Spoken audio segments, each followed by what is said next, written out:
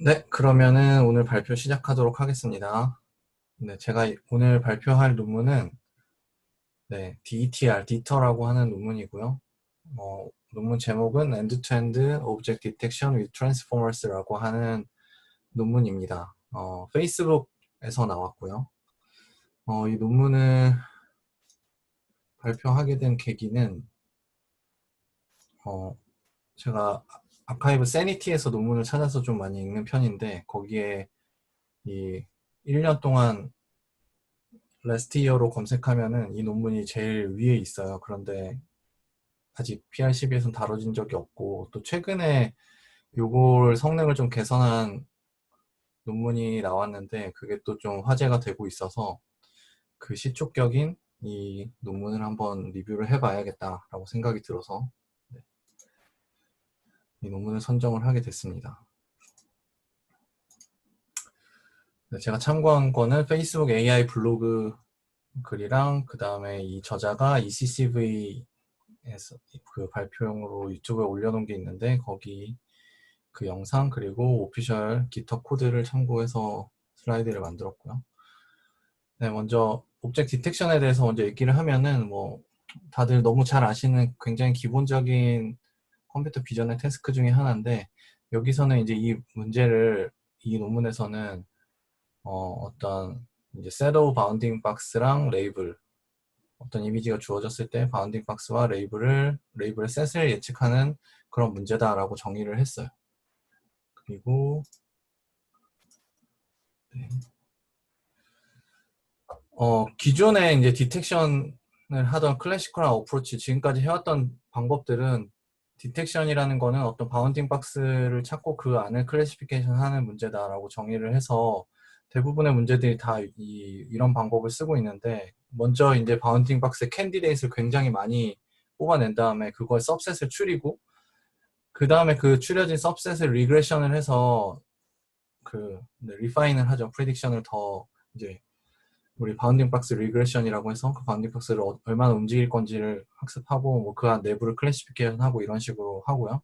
근데 이런 과정에서 이제 주로 들어가는 개념이 뭐 앵커 박스라든지 논 맥시멈 서프레션이라든지 이런 것들이 들어가는데 이런 것들이 굉장히 휴리스틱한 방법들이고 디퍼런셔블 하지 않기 때문에 이 논문의 저자들은 이게 나이스한 방법이 아니다라고 얘기를 하고 있습니다. 그러니까 딥러닝의 철학은 엔드-투-엔드 러닝인데 이건 엔드-투-엔드 방법이 아니고 실제로 디텍션을 보면은 디텍션 알고리즘 자체는 뭐 막 복잡하지 않더라도 실제 코딩을 하려다 보면은 이런 앵커도 만들어야 되고 뭐 논 맥시멈 서프레션도 따로 구현해야 되고 이런 것들이 굉장히 복잡하게 덕지덕지 붙는 것들이 되게 많은데 그런 거에 대해서 지적을 하고 있어요. 그 다음에 그런데 이 디터라고 하는 이 논문에서는 이 문제를 그럼 어떻게 풀었냐라고 하면은 이 디텍션 문제를 앞에서도 얘기했지만 그냥 셋 프리딕션 문제로 지정을 했고 셋 프리딕션으로 했다는 게 무슨 얘기인지 뒤에 좀 설명이 나올 거고요. 그 다음에 어떤 지오메트릭 프라이어, NMS, 논 맥시멈 서프레션이나 앵커 박스 이런 개념 전혀 없이 엔드 투 엔드로 할 수 있고 fully differentiable 하게 한다. 그리고 퍼포먼스도 기존의 굉장히 좋은 모델들이랑 컴페티티브한 성능이 나오고 네, 다른 태스크 여기서는 이제 페노틱 세그멘테이션으로 확장을 해봤는데 그 확장도 굉장히 잘 된다라는 얘기를 하고 있습니다. 그래서 이 논문에서 오브젝트 디텍션을 좀 기존의 다른 논문들이랑 좀 다른 시각으로 접근을 했는데 이미지 투 셋 프로블럼이라고 생각을 했어요. 무슨 얘기냐면은 이미지 안에서 바운딩 박스를 뽑는데 그 바운딩 박스는 들의 집합을 예측하는 거다. 셋이라고 하는 거는 특징이 중복이 허용되지 않고 그 다음에 순서가 없죠. 그래서 unordered 셋을 찾는 문제로 생각을 했습니다. 그래서 뭐 당연히 그 셋은 클래스에 대한 확률과 어떤 타이트한 바운딩 박스를 가지고 있어야 되는 거고요. 그리고 이런 특징이 트랜스포머에 적용하기에 적당하다라고 판단을 했어요. 트랜스포머는 뭐 너무나 이제 유명한 네트워크가 됐는데 2017년에 구글에서 발표된 네트워크이고 굉장히 파워풀, 어텐션만 사용해서 굉장히 파워풀한 성능을 보여줬고 그래서 자연어 처리는 물론이고 뭐 스피치 레코니션이나 뭐 심볼릭 매스매틱스나 리인포스먼트 러닝이나 이런 데까지 확장을 했는데 이 논문에서 얘기하기를 하지만 굉장히 놀랍게도 컴퓨터 비전은 아직 트랜스포머의 레볼루션에 의해서 정복당하지 않았다 이런 얘기를 하고 있습니다. 뭐 지난번에 우리 지금 아이클리어 2021년에 제출된 그 비전 트랜스포머도 PRCB에서 리뷰를 했었죠. 그런 것처럼 이제 컴퓨터 비전 분야도 점점 트랜스포머의 영향력이 들어오고 있는 것 같고, 이 논문은 올해 5월에 나온 논문이긴 하지만 어쨌든 이런 트랜스포머를 컴퓨터 비전에 또 활용하려고 했다는 것도 좀 의의가 있는 것 같습니다. 그래서 여기서 이제 이 논문에서는 자기네들은 이 디텍션 파이프라인을 굉장히 스트림라인드, 단순하게 만들었다 이런 얘기를 하고 있어요. 그래서 Fast RCNN 같은 거 보면은 CNN을 통과한 다음에 거기서 리전 프로포절 네트워크, 위쪽에 있는 게 이제 리전 프로포절 네트워크를 얘기한 건데요. 뭐 여기 얘기로는 20만 개까지의 콜스한 프로포절을 뽑고 그 다음에 여기서 NMS 과정을 거쳐서 이제 한번 추리는 바운딩 박스 캔디데이트를 한번 추려주고 그 추려진 애들을 가져와서 각각을 크롭한 다음에 원래 이제 패스트할시는 오리지널 논문에서 ROI 풀링을 했었는데 이제 매스칼시는 나온 다음에는 ROI 얼라인을 많이 하죠. 그래서 ROI 얼라인, ROI 풀링을 하고 그걸 토대로 클래시피케이션이랑 이제 바운딩 박스 리그레션을 하고요. 그리고 나서 최종적으로 한 번 더 NMS를 통해서 바운딩 박스들을 이제 중복된 거를 제거하는 과정이 들어가게 됩니다. 이렇게 좀 보면은 굉장히 복잡하다고 할 수 있는데 이 DTR, 디터는 그냥 트랜스포머의 인코더, 디코더만 딱 통과하면은 동시에 모든 바운딩 박스에 대한 예측이 한꺼번에 다 나오게 되어 있습니다. 그래서 간략하게 좀 살펴보면은 이미지를 CNN에 집어넣고요. 그러면 거기서 이미지 피처가 나오겠죠. 그러면 그거를 트랜스포머 인코더, 디코더 구조에 집어넣으면 여기서 셋업 박스 프리딕션이 나와요. 그럼 예를 들면 이 그림대로 하면 지금 색깔이 다르게 표시된 6개의 프리딕션이 나오면 이 6개의 프리딕션들을 정답이랑 매칭을 하는 과정을 거치게 됩니다. 이거를 바이퍼타이트 매칭이라고 하는데 1대1 매칭을 하는 거죠. 그래서 까만색은 no 오브젝트야. 이게 예측하기를 지금 파란색, 뭐 오렌지색은 no 오브젝트라고 예측을 했고 빨간색, 노란색, 초록색은 지금 오브젝트가 있다고 예측을 했는데 실제로 이제 이 바운딩 박스들이랑 정답은 새가 2마리밖에 없어서 그라운드 트루스에는 박스가 2개인데 그럼 이 3개의 박스와 이 2개의 박스를 매칭하는 그런 과정이 필요하게 됩니다. 그래서 1대1로 매칭을 하다 보면은 이 초록색 박스는 결국 이제 no 오브젝트에 매칭이 되게 되는 거죠. 그래서 이거를 이제 매칭을 하기 위해서 어떻게 매칭할 거냐에 대해서 좀 설명을 하는 건데 N개 프리딕션을 일단 설정을 하게 되어 있어요. 그래서 이 디터는 무조건 N개의 프리딕션을 고정된 사이즈의 N개의 프리딕션을 예측하게 됩니다. 그래서 N은 충분히 큰 숫자로 잡아야 돼요. 어떤 이미지에는 물체가 많을 수도 있고 어떤 이미지에는 적을 수도 있는데 굉장히 많은 물체가 있는 이미지보다도 더 크게 잡아야 되기 때문에 N은 이제 충분히 커야 된다라는 얘기를 하고 있고 이 논문에서 실험할 때는 N을 100으로 잡았습니다. 코코 데이터셋에서 뒤에 나오는데 63개인가가 제일 개수가 많은 거라고 해요. 그래서 충분히 크게 한 100개 정도로 잡았다고 하고요. 이제 노테이션인데 Y를 그라운드 트루스라고 Y 햇이 이제 예측한 그 100개의 예측한 박스들이라고 생각을 하시면 되고요. 근데 내 네트워크는 100개를 예측하겠지만 정답은 그 안에 물체가 뭐 2개, 3개밖에 없을 수도 있겠죠. 그래서 나머지 Y도 100개로 똑같이 개수를 맞춰주기 위해서 Y의 사이즈도 100으로 맞출 건데 그러면 물체가 2개밖에 없다. 그럼 98개는 여기 이제 공집합 노 오브젝트로 다 맞춰주게 됩니다. 그렇게 해서 이제 그러면 예측도 100개, 정답도 100개죠. 노 오브젝트 포함해서 그 100개 대 100개를 1대1로 매칭을 하게 돼요. 그래서 이 앞에서 아까 이 그림처럼 지금 6개 대 정답도 바운딩 박스가 실제로는 정답은 물체 2개지만 4개는 노 오브젝트로 들어가 있는 거죠. 6대 6으로 이제 1대1 함수 같은 느낌으로 매칭을 하게 됩니다. 그래서 이 매칭하는 알고리즘은 헝가리언 알고리즘을 사용을 하게 되고요. 헝가리언 알고리즘은 이렇게 1대1 매칭을 할 때 예를 들면은 어떤 사람이 5명 있고 사람이 뭐 1, 2, 3, 4, 5번 사람 5명 있고 A, B, C, D, E라는 일이 5가지가 있으면 뭐 1번 사람이 A를 하는데 코스트가 얼마고 B를 하는데 코스트가 얼마 이렇게 쭉 테이블이 있다고 했을 때 그때 최소의 코스트로 어떤 사람한테 몇 번 사람한테 어떤 일을 맡기는 게 최소한의 코스트가 드는지 이런 거를 푸는 알고리즘이 헝가리안 알고리즘인데 그 방법을 여기서 그대로 사용을 합니다. 그러면 대신에 이제 코스트에 대한 걸 정의를 해줘야겠죠. 그래서 그 코스트를 정의를 하는데 그게 여기 이제 L 매치라고 되어 있는 거고요. 이 매치 코스트를 최소화하는 그 이제 그 시그마는 이 n개 엘리먼트의 퍼뮤테이션 순서를 얘기하는 거죠. 그 순서 이 값이 최소가 되는 이게 코스트라고 코스트를 최소로 하는 그 바운딩 박스들의 순서를 정하게 됩니다. 그래서 정답이랑 매치하는 그 순서를 정하는 거죠. 그래서 여기서 yi라고 되어 있는 거는 ci랑 bi로 구성되는데 ci는 클래시피케이션 그 클래스 레이블이고요. 그 다음에 bi는 바운딩 박스에 대한 정보. 그래서 이제 4개의 숫자로 구성되겠죠. x, y, w, h. 우리가 디텍션에서 늘 하듯이 x, y는 그 박스의 센터 좌표가 되고 그 다음에 하이트랑 위스가 wh가 될 거고 네. 그거를 이제 노멀라이즈를 해서 이미지의 위스랑 하이트로 노멀라이즈를 하면은 다 0에서 1 사이 값을 갖게 되겠죠. 그래서 0에서 1 사이 값이 4개로 구성된 bi가 되고요. 그래서 요 매치 그 로스를 어떻게 계산을 했냐면은 사실 되게 단순해요. 그러니까 물체가 클래스가 노 오브젝트가 아닐 때 그 클래스에 대한 확률 네.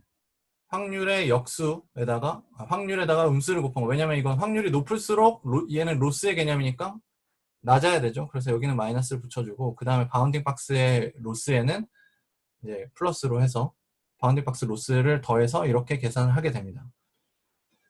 이게 그냥 우리 디텍션 할 때 하는 클래시피케이션 뭐 로스랑 여기 바운딩 박스 리그레션 로스 더하는 거랑 되게 비슷한데 실제로 이 L 박스는 뒤에 설명이 나올 건데 실제로 비슷하게 되어 있어요. 근데 여기 이제 약간 특징이 있다면은 크로스 엔트로피 스타일이 아니고 그냥 확률을 그대로 사용했다는 건데 네, 이게 조금 더 성능이 잘 나왔다고 해요. 그래서 이거를 여기서 직접 사용을 해서 베스트 매치를 찾게 됩니다. 그러니까 내 뉴럴넷에서 트랜스포머에서 뽑아준 n개의 그 캔디데이트과 그라운드 트루스랑 노 오브젝트를 포함해서 매치를 어떤 바운딩 박스 예를 들어서 이 빨간색 박스는 여기는 이 그라운드 트루스랑 제일 가깝다.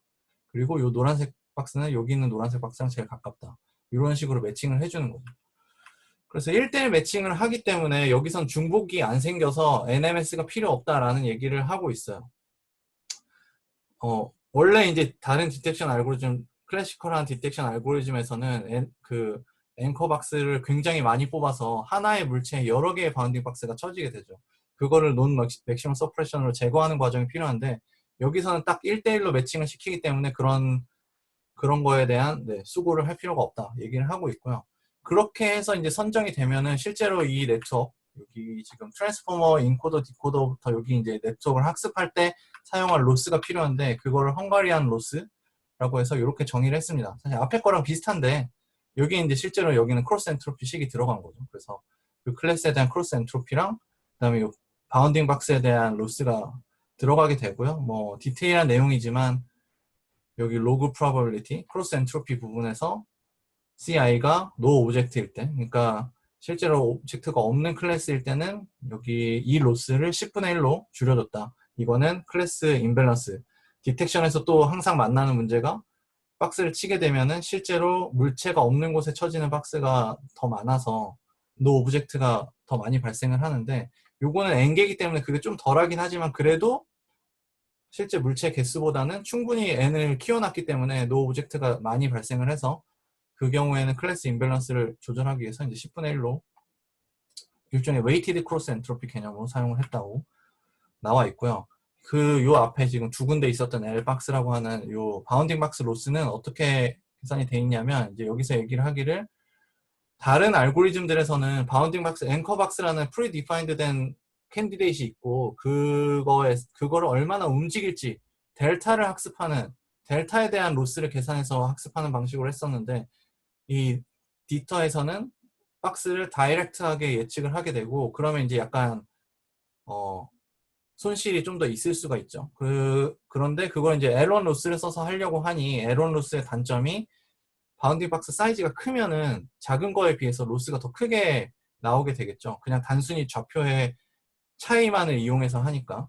그래서 그거를 단점을 보완하기 위해서 이제 제너럴라이즈 IOU 로스를 같이 섞어서 쓰게 됩니다. 그래서 L1 로스와 IOU 로스를 이제 적당히 웨이트를 줘서 람다 IOU와 람다 에론을 줘서 네, 요거 두 개를 합쳐서 사용을 하게 되고요. 전체 아키텍처는 앞에서도 대략 봤지만 이런 식으로 되어 있어요. CNN을 통과시키고 이미지가 그리고 우리 트랜스포머에 들어가기 위해서 포지셔널 인코딩이 들어가야겠죠. 포지셔널 인코딩이 들어가고 그게 트랜스포머 인코더에 쭉 들어가서 출력이 나오면은 걔네들이 이제 트랜스포머 디코더로 들어가게 되고요. 디코더에는 입력으로 오브젝트 쿼리스라고 하는 애들이 들어가서 이게 이제 N개, 아까 100개라고 하는 이 오브젝트 쿼리가 들어가게 되고요. 이 오브젝트 쿼리는 뒤에서 얘기 나오겠지만 얘도 학습을 하게 됩니다. 그래서 얘는 처음에 랜덤하게 채우고 100개를 랜덤하게 채우고 얘가 일종의 포지셔널 인코딩 역할을 하는 거예요. 그래서 어느 이미지의 어느 부분을 주의 깊게 볼 건지 이런 것들을 해서 거기에서 인코더 정보를 가져와서 네. 디코더니까 얘가 쿼리가 되고 나머지 키와 밸류는 인코더 쪽에서 넘어오게 되겠죠. 그래서 그 이미지에서 정보를 뽑아서 인코딩 돼서 정보를 뽑아서 각각의 플리컨트 레이어 FFN, 피드 포워드 네트워크를 통해서 얘는 클래스 박스고 얘는 노 오브젝트고 얘는 클래스 박스 노 오브젝트 이런 식으로 N개를 예측을 하게 됩니다.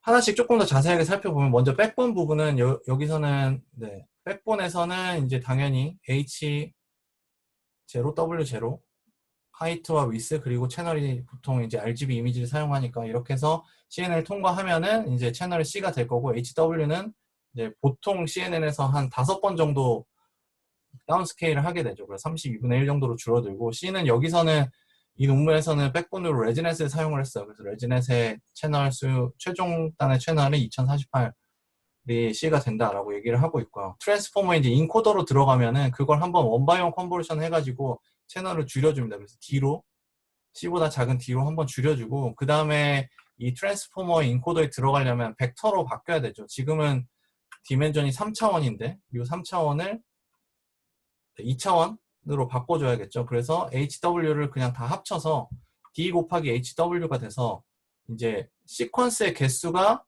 HW개가 되는 거죠. 그리고 그 각각 하나하나의 시퀀스의 벡터의 사이즈가 D가 되게 되는 겁니다. 그래서 네, HW가 만약에 7x7이었다 그러면 총 49개의 시퀀스의 벡터가 길이 D짜리 벡터가 들어가게 되는 거죠.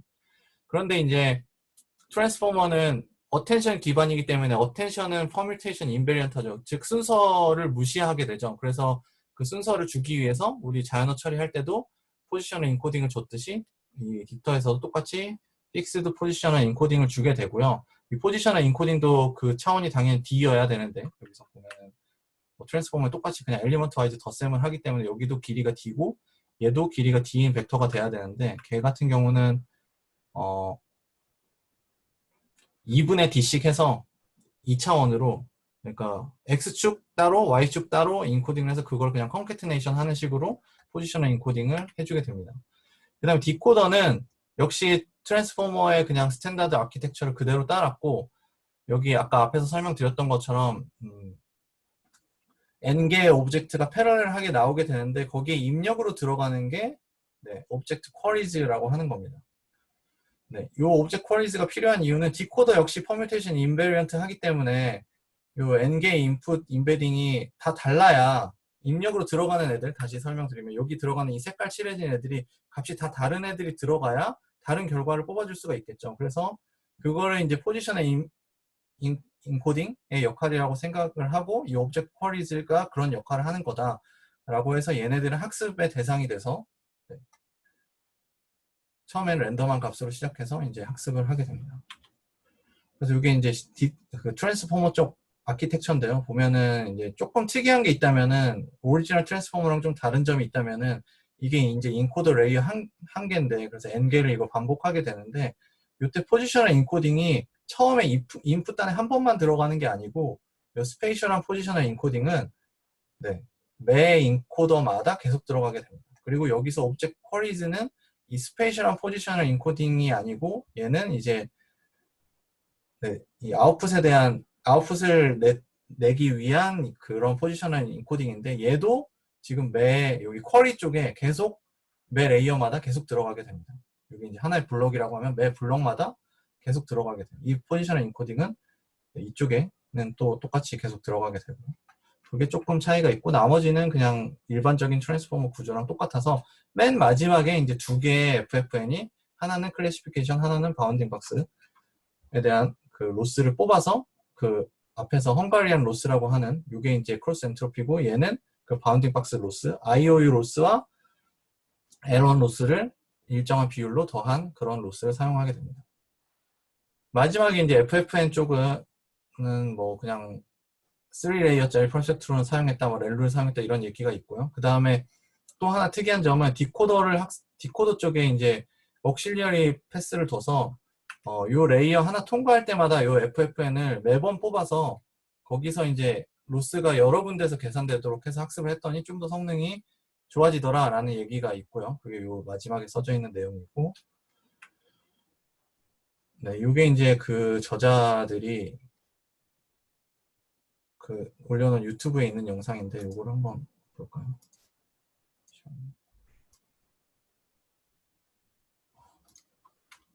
네. 요걸 보시면은, 네, 이미지가 이렇게 CNN으로 들어가게 되고,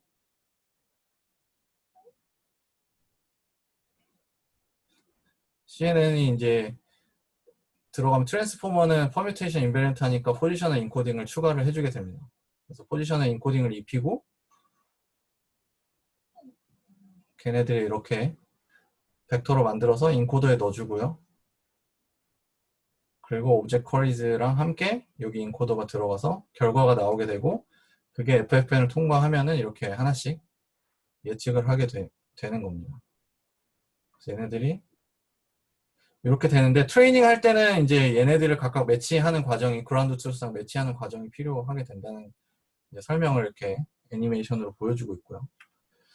자, 그래서 이제 네트워크에 대한 설명은 대략 다 드렸고 실험 결과인데 코코 2017년 데이터로 했고 그 다음에 이제 에버리지 트레이닝 셋에 보면은 에버리지로 7개 정도 이미지 하나당 7개 정도의 물체가 있다고 해요. 그리고 최대 63개까지 있다고 하고요. 그 다음에 여기 이제 뒤에 테이블이 나올 텐데 결과 테이블 레지넷 50이 기본 모델이고 레지넷 101을 쓰면은 네, R101이라고 붙게 되고요. 그 다음에 이제 다일레이티드 컨볼루션을 써가지고 마지막 스테이지의 첫 번째 레이어에 다일레이티드 컨볼루션 써서 이제 조금 더 레졸루션을 키우는 방식이 있는데 그게 이제 다일레이티드 컨볼루션 썼다고 해서 D고 C5 스테이지에 그걸 적용했다고 해서 DC5라고 노테이션이 되어 있는 애들은 다일레이티드 컨볼루션 적용된 애들이고요. 이게 이제 뒤에 결과를 보시면은 나오지만 스몰 오브젝트에 대해서 좀 성능이 안 좋아요. 그래서 이제 이런 추측이지만 처음에 이렇게 했더니 너무 성능이 안 좋아서 다일레이션을 써서 레졸루션 좀 키우면은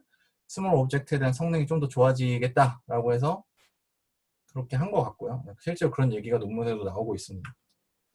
이게 결과인데요. 그래서 보면은 이제 여기 패스트 RCNN 그 결과인데 패스트 RCNN이 초창기보다 성능이 굉장히 많이 올라갔죠. 이제 계속 새로운 방법들이 나오면서 그걸 적용해서 성능이 올라갔고 여기 플러스라고 되어 있는 건 이제 트레이닝을 좀 더 길게 해가지고 성능을 최대한 끌어올린 케이스입니다. 그거랑 이제 디터의 여러 가지 버전 앞에서 설명드렸던 뭐 다일레이션 적용한 거나 네, 레지던트 101 적용한 거나 이렇게 했을 때 보면은 그러니까 큰 물체에 대한 AP, Average Precision이 굉장히 성능이 좋게 나오는 걸 알 수가 있어요. 하지만 반대로 작은 물체의 경우에는 성능이 좀 오히려 많이 떨어지는 걸 볼 수가 있습니다. 이제 이거를 굳이 해석을 해보자면은 큰 물체의 경우에는 이제 멀리까지 이미지의 멀리까지 봐야 되는데 그게 어텐션이 그런 거에 굉장히 도움이 되겠죠. 컨볼루션 자체는 로컬하게 보기 때문에 컨볼루션만 사용하면은 저 멀리 있는 거의 정보를 물론 리셉티빌리티가 커지면서 그 정보가 들어오긴 하지만 직접 그거를 보는 게 아니기 때문에 네. 조금 한계가 있다면은 어텐션은 다이렉트하게 모든 포지션에 대해서 다 볼 수가 있죠. 그래서 라지 오브젝트 같은 경우에는 거기서 이점이 있는 거라고 생각이 되고요. 반면에 스몰 오브젝트는 이게 지금 어쩔 수 없이 지금 이 구조를 적용하다 보니까 이런 게 나온 것 같은데 마지막 레이어에 있는 피처를 사용을 하다 보니까 네, 모든 디텍션 알고리즘 초창기 때 다 겪었던 거죠. FPN 그 피처 피라미드 네트워크 형태의 그런 구조가 나오기 전에는 마지막 레이어에 있는 피처맨만 사용하다 보면은 여기에는 이제 위치 정보가 많이 사라져 있으니까 작은 물체들에 대한 정보는 거의 많이 사라지겠죠. 그래서 얘도 역시 그런 영향이 아닌가라고 생각이 됩니다. 그래서 이 논문에서도 이거는 해결해야 될 숙제고 그 피처 피라미드 네트워크 같은 형태를 적용하면은 좀 개선이 될 수 있을 거라고 생각한다. 이런 내용이 나오고 있고요. 실제로 이제 제가 아까 최근에 좀 화제가 되고 있는 그 논문이 이게 중국의 센스타임이랑 뭐 중국의 뭐 유니버시티 오브 사이언스 앤 테크놀로지 그리고 홍콩에 있는 대학 이렇게 해서 나온 논문인데 디포멀 DTR이라고 해서 이 논문이 이제 지난달에 나왔는데 보면은 스몰 오브젝트에 대한 성능을 굉장히 많이 개선을 했어요. 라지 오브젝트는 여전히 잘 되고 있고 그래서 네, 요것도 후속 관심 있으신 분들 한번 읽어보시면 좋을 것 같고요. 제가 가능하면은 다음번에 한번 발표를 준비해 보도록 하겠습니다. 자, 그 다음에 이제부터는 이제 어블레이션 스터디 쪽인데요. 그 인코더 레이어의 개수를 인코더를 아예 안 쓸 때부터 레이어 개수를 늘리면서 이게 그 트랜스포머 인코더 블럭 개수를 늘리는 거죠. 그걸 늘리면서 성능이 얼마나 좋아지는지를 본 거고요. 네, 당연히 늘어날수록 성능이 좋고 근데 인코더는 그래서 이 뒤에 이제 그림이 나올 텐데 이렇게 만들어 놓고 보니까 인코더는 어떤 역할을 하냐면은 물체들을 디스인탱글링 하는 그러니까 물체들을 각각 구분시키는 그런 역할을 하게 됩니다. 그걸 어떻게 확인할 수 있었냐면은 인코더가 학습되고 난 다음에 여기 이제 어떤 한 픽셀도 이렇게 4개의 픽셀을 잡은 다음에 요 픽셀이 어디를 어텐션 하는지 여기 이제 모든 픽셀들 사실 모든 픽셀은 아니고 좀 가로 세로는 좀 줄어든 상태이기 때문에 모든 픽셀이라고 하기는 어렵지만 어쨌든 모든 위치, 이미지상의 모든 위치에 대해서 어텐션이 다 계산을 하게 될 건데 그때 계산된 요 포인트에 대해서 어텐션을 계산했을 때 어디에 어텐션이 걸리는지 보면은 이런 식으로 어텐션 맵이 나오게 되고요. 셀프 어텐션이 여기서는 얘는 이런 식으로 각각에 해당되는 자기가 속해 있는 물체에 대해서 딱 정확하게 구분을 잘 하는 걸 볼 수 있어요. 얘는 이제 머리만 보이니까 좀 약간 블러리하게 되어 있지만 이런 거 보면은 좀 놀라운 게 여기 지금 앞에 여기 오클루전이 일어나고 있는데 그 오클루전을 거의 정확하게 찾아내고 있어요. 그렇죠? 그래서 이런 식으로 분리하는 역할을 인코더가 해주더라. 그럼 당연히 디코더에 대해서 실험을 해봐야겠죠. 그래서 디코더에 대해서도 실험을 해봤는데 당연히 디코더도 레이어 개수를 추가할수록 성능이 올라가는데 여기서는 이제 좀 재밌게 NMS를 추가하는 실험을 해봤어요. 그래서 여기서 얻을 수 있는 건 뭐냐면은 볼 수 있는 거는 디코더 레이어가 1개, 2개 뭐 요 정도 될 때는 여기서도 위에도 써 있는데 싱글 디코딩 레이어를 쓰면은 트랜스포머가 이 물체들을 잘 구분을 못하고 하나의 박스에 여러 개의 아니 하나의 물체에 여러 개의 프리딕션을 하려고 하더라. 그걸 어떻게 할 수 있냐? NMS를 하면 성능이 좋아지는 걸 보면 알 수 있다는 거.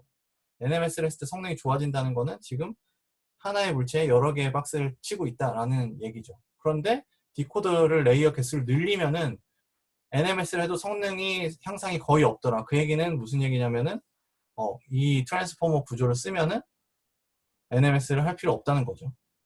그래서 이제 그런 얘기를 하고 있고요. 디코더도 똑같이 어텐션을 해봤는데 디코더는 어텐션을 이 각각의 그 디코더 쪽에는 오브젝트 쿼리가 입력으로 들어가니까 그 오브젝트 쿼리마다 어텐션이 어떻게 걸리는지 봤더니 재미있게도 어떤 물체들의 가장자리 부분에 굉장히 어텐션이 많이 걸리는 거를 볼 수가 있었어요. 심지어 보면은 요 뒤에 있는 코끼리 발에 파란색으로 걸리는 거 이런 것들도 굉장히 신기한데 여기도 보면 노란색이라든지 이렇게 물체가 여러 개 있어도 각각의 가장자리 그래서 바운딩 박스를 어디를 쳐야 되는지를 정확하게 알 수 있는 거를 디코더에서 학습을 하더라 이런 거를 알 수가 있었고요. 그 다음에 이제 포지셔널 인코딩에 대해서도 실험을 해봤는데 아예 안 할 때 그리고 인풋 쪽에다가만 사인을 넣어줬을 때 어텐션은 그냥 학습식 여기 이제 스페셜한 포지셔널 인코딩은 아까 앞에서 우리가 원래 트랜스포머에서 하던 방식대로 몇 번째 위치에 있는지에 대한 그거를 얘기하고요. 그것도 학습시키는 방법으로도 해보고 인코더에는 안 넣고 디코더에만 넣는 경우도 실험을 해보고 둘 다 이게 이제 최종적으로 사용된 모델인데 어텐션 블럭마다 계속 스페셜한 포지셔널 인코딩을 추가해주는 거죠. 아까 설명드렸다시피 인풋에 한 번만 넣어주는 게 아니라 어텐션 블럭이 계속 될 때마다 매번 넣어주는 식으로 한 게 성능이 제일 좋았다 이런 얘기를 하고 있고요. 그 다음에 로스에 대해서도 로스가 3개로 구성되죠. 클래시피케이션의 그 크로스 엔트로피와 L1과 제너럴라이즈드 IOU 이렇게 3가지 로스가 있는데 이거를 클래시피케이션 로스는 뺄 수 없으니까 이건 다 포함을 시키고 하나씩 뺐을 때랑 2개 다 넣었을 때 성능 비교를 하고 있습니다. 보면은 이제 IOU 로스가 IOU 로스를 안 쓰면은 성능이 굉장히 많이 떨어지는 걸 또 볼 수가 있고요. 그 다음에 이제 추가적인 어널리시스로 디코더의 아웃풋, 요 밑에 있는 그림인데요. 디코더의 그 오브젝트 쿼리즈의 아웃풋을 했을 때 그 물체에 대한 중심이 어디에 찍히는지 이런 것들을 비주얼라이제이션 해봤는데, 네. 이런 식으로 다양하게 나오더라라는 걸 볼 수가 있고요. 제가 슬라이드에 넣지 않았는데 그 유튜브 동영상을 보시면은 최종적으로 그 아웃풋 쿼리들이 어디에 점이 찍히는지 어떤 이미지가 들어갔을 때 나오거든요. 근데 그걸 보면은 이 이미지 전체에 이렇게 산발적으로 다 뿌려져 있는 걸 볼 수가 있어요. 그래서 어떤 요 기린이 어디 포지션에 어떤 쿼리에 의해서 나오고 이런 식으로 다 따로 구분이 되는 걸 볼 수가 있습니다. 그리고 요 이제 그림은 제가 표지에도 넣었던 그림인데 좀 재밌는 실험이어서 코코 데이터셋을 보면은 13개, 기린이 동시에 나오는 게 13개 이상은 없대요. 근데 이걸 이제 강제로 이미지를 이런 식으로 만들어가지고 해봤더니 이걸 전부 다 찾더라. 100%다 찾았다. 뭐 이런 얘기를 하고 있어요. 그래서 아웃 오브 디스트리뷰션에 대한 그 예측도 꽤 잘 하더라. 이런 얘기가 있고 뒤에 가면 이제 이걸 좀 더 확대해서 실험인데 그거 좀 이따 여기 바로 있네요.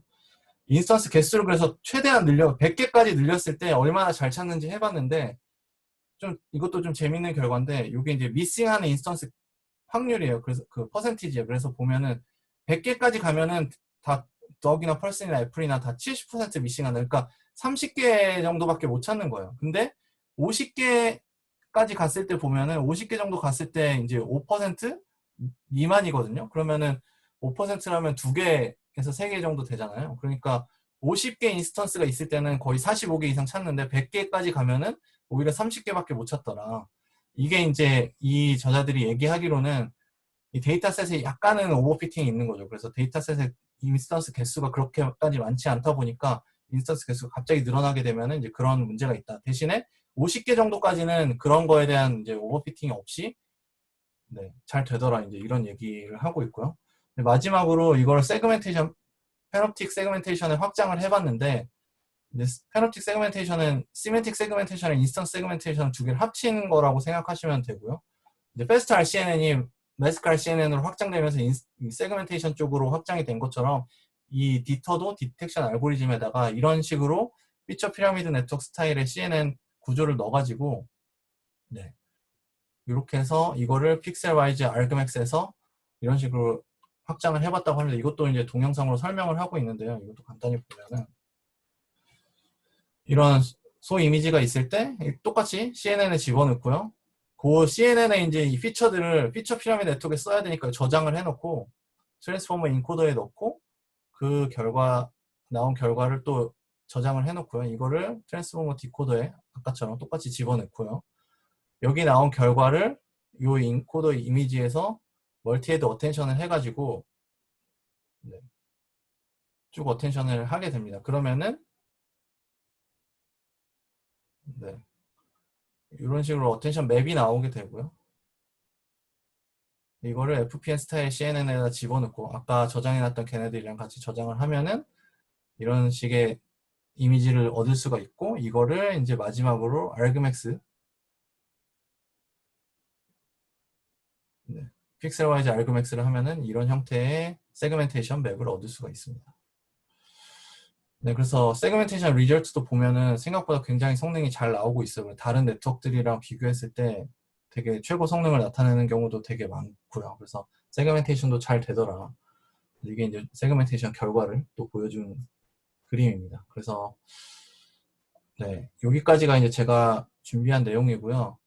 트랜스포머를 사용했다는 거 하나, 그리고 이거를 이제 그 이미지 투 셋 프로블럼으로 해서 1대1 매칭을 하는 헝가리안 알고리즘을 써가지고 1대1 매칭을 하는 방법으로 이거를 사용을 했다라고 하는 게 이 논문의 컨트리뷰션이라고 생각이 되고요. 이미지를 CNN을 통과해서 넣긴 했지만 이제 뭐 앞으로 어떻게 될지 모르겠지만 그 비전 트랜스포머가 나와서 이제 이미지를 CNN에 안 넣고 그러면 트랜스포머만 이용해서 디텍션을 하게 될 날도 곧 오지 않을까 이런 생각도 좀 들고 있습니다. 이게 그 비전 트랜스포머의 워낙 그 임팩이 커가지고 다른 디텍션이나 세그멘테이션 이미 뭐 어프로치가 몇 개씩 있었지만 그것들이 이제 계속 좀 논문들이 앞으로 쏟아지지 않을까 좀 생각이 되는데요. 그런 의미에서 한번 이 논문을 좀 리뷰를 해봤습니다. 네. 그러면은 제가 제 발표는 여기까지 하도록 하고요. 녹화를 끊고 질문을 받도록 하겠습니다.